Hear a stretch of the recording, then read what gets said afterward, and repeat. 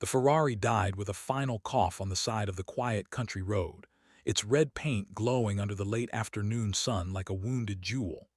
Daniel Wright slammed his palm against the steering wheel, breath tight in his chest. Meetings waited, money waited, a life carefully scheduled waited, but the car didn't care who he was. He stepped out, phone pressed to his ear, watching the signal bars flicker and vanish. That was when he heard the whisper, small and steady, from behind the wooden fence. "My dad can fix it." Daniel turned, irritation giving way to surprise. A little girl stood barefoot in the grass, curls escaping a faded ribbon, her dress patched at the hem. She couldn't have been more than 8. She held a mason jar with a ladybug crawling along the glass. Her eyes were earnest, the kind that didn't know how to lie. "Excuse me," Daniel asked, forcing a polite smile. She pointed at the Ferrari as if it were a stubborn bicycle. "It's not that bad," she said. "My dad fixes things all the time." Daniel almost laughed. He had spent a lifetime believing that money fixed everything: broken deals, broken reputations, broken hearts. He glanced back at the lifeless engine and then at the empty road stretching in both directions. The quiet felt heavy. "I appreciate it," he said gently, "but this isn't a—" He stopped himself. What was it, really? It was a machine, no matter the price tag. "Where's your dad?" The girl smiled, relieved. "At home, I'm Grace." She motioned toward a modest white house set back from the road, paint peeling, porch sagging just a little. Smoke curled from a chimney that had seen better winters. "Come on," she said, already turning. "He'll help." Daniel hesitated, pride wrestling with necessity. He had assistants for this sort of thing, tow trucks, phone calls, but there was no signal and dusk was approaching. He followed Grace through the gate, the crunch of gravel under his shoes sounding too loud in the quiet. On the porch, a man stood up from a stool, wiping grease from his hands with a rag. His hair was salt and pepper, his eyes kind but tired. "Dad," Grace announced. His car stopped. The man looked past Grace to Daniel, measuring him without judgment. "I'm Michael Thompson," he said, extending a hand. His grip was firm, honest. "Let's take a look." Daniel introduced himself, leaving out the titles, the net worth, the layers of armor he wore in the city. They walked back to the Ferrari, Michael listening as Daniel described the sudden stall. Michael leaned over the engine, eyes narrowing, fingers moving with practiced confidence. "Fuel line starving," he said. "Probably a clog." "Not uncommon." Daniel blinked. He had paid more for a single lunch than this man's entire toolbox probably cost. "You can fix it?" he asked. Michael shrugged. "If it wants to be fixed." Grace perched on a rock nearby, whispering encouragement to the car as if it could hear her. The sun dipped lower, painting the sky gold and rose. After a few minutes, Michael straightened. "Try now." The engine roared back to life, smooth and obedient. Daniel felt something loosen in his chest that had nothing to do with relief. "I don't know how to thank you," he said, reaching for his wallet out of habit. Michael raised a hand. "No need," he said. "Just glad to help."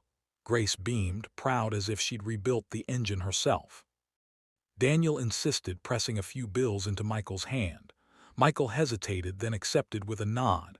"Grace," he said, "go wash up. Dinner's almost ready." As Grace skipped inside, Daniel found himself lingering. The house was small but warm. The smell of soup drifted through an open window. "You live out here alone?" Daniel asked. Michael's gaze softened. "It's just me and Grace," he said. "Her mom, Emily, passed 3 years ago." The words were simple, but the weight behind them was immense. Daniel nodded, unsure what to say. He thought of his penthouse, the echoing rooms, the silence that followed him like a shadow. "She's a good kid," Daniel said. "She's my miracle," Michael replied. "She keeps me going."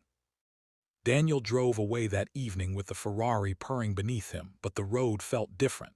He couldn't shake the image of Grace's confident smile or Michael's steady hands. In the days that followed, the memory returned at odd moments, during meetings, during late dinners eaten alone. He found himself driving that road again one Saturday, telling himself it was coincidence. He brought a basket of groceries, more than he could carry comfortably. Michael looked surprised but not suspicious when Daniel knocked. Grace squealed and ran to hug him as if they were old friends. They shared dinner that night, simple and delicious, laughter filling the small kitchen.